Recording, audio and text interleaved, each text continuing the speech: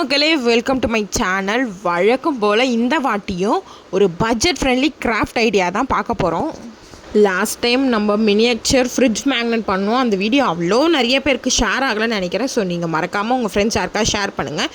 இந்த வீடியோவில் நம்ம இன்ஸ்டாவில் ட்ரெண்டிங்காக போயிட்டுருக்க மினியேச்சர் ஃப்ரேம், அதுவும் வெட்டிங் தீமில் தான் பண்ண போகிறோம்.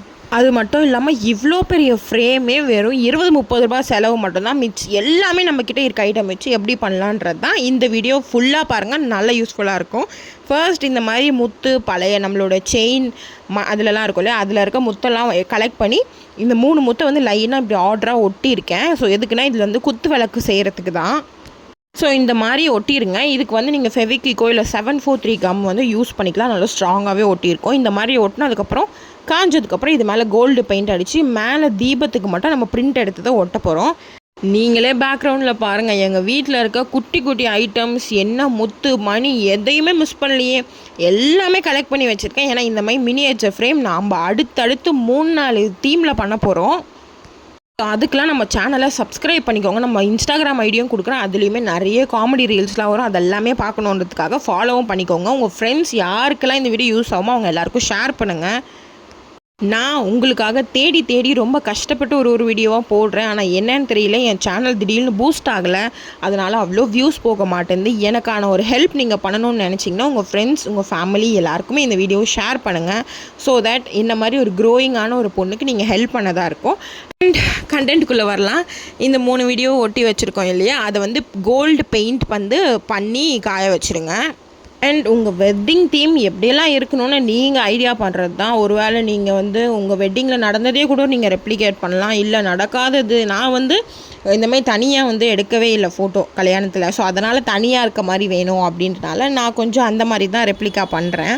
உங்கள் க்ரியேட்டிவை பொறுத்த மாதிரி நீங்கள் வந்து உங்களுடைய ஃபோட்டோ எல்லாமே பிரிண்ட் எடுத்து வச்சுக்கோங்க. ஒரு ஃபோட்டோ நார்மல் பிரிண்ட் எடுப்போம்ல 6x4 ஆல்பத்தில் வைக்கிற சைஸ், அந்த மாதிரி உங்களோட எந்த ஃபோட்டோ நீங்கள் பண்ண போகிறீங்களோ அந்த ஃபோட்டோ வந்து பிரிண்ட் எடுத்து அதெல்லாமே ரெடியாக பக்கத்தில் வச்சுக்கோங்க. அண்ட் வழக்கம் போல் இந்த 2மே குத்து விளக்குக்கு பெயிண்ட் பண்ணி வச்சாச்சு.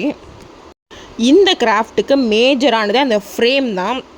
இது வந்து நீங்கள் வெளியே வாங்கினோன்னா செம்ம காஸ்ட்லியாக இருக்கும். பட் நான் வந்து ஒரு போர்டு வந்து ப்ளைவுட் வச்சு நானே ரெடி பண்ணியிருக்கேன் கம் போட்டு. இல்லைனா நீங்கள் வந்து ஒரு திக்கான புடவை பாக்ஸோ இல்லை கார்ட்போர்டோ இதெல்லாமே யூஸ் பண்ணிக்கலாம். உங்களோட க்ரியேட்டிவ் தான். உங்களுடைய இதே மாதிரி ஒரு பாக்ஸ் வேணும், அவ்வளோதான்.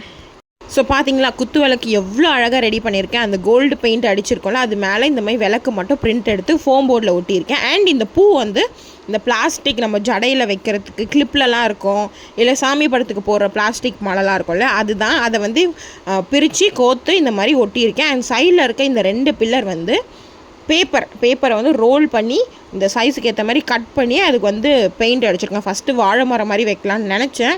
பட் அவ்வளோ அது நல்லா இல்லை, ரொம்ப ஆக்குப்பை பண்ணுறது. ஒரு சின்ன ஃப்ரேம் தான்றனால வாழை மரம் வச்சா அவ்வளோ இடம் இருக்காதுன்றனால ஜஸ்ட் ஒரு பில்லர் மாதிரி பேக் தீம்க்கு ஏற்ற மாதிரியே பெயிண்ட் பண்ணி வச்சுருக்கேன். உங்கள் என்ன கலர் என்ன டெக்கரேஷன் நீங்கள் பண்ணுமோ உங்கள் ஆப்ஷனல் தான். அண்ட் இந்த முருகர் வந்து நான் வந்து ஒரு இன்விடேஷன் எங்கள் வீட்டுக்கு கொடுத்துருந்தாங்க, அதோட மேலே இருந்தது. ஸோ அதையுமே இந்த 2 பிள்ளையார் ஒட்டியிருக்கேன் பார்த்தியா, இது 2மே வந்து இன்விடேஷன் வந்து கலெக்ட் பண்ணது தான். இந்தமாதிரி ஸ்டிக்கர்ஸ் என்கிட்ட பழைய இருந்துச்சு.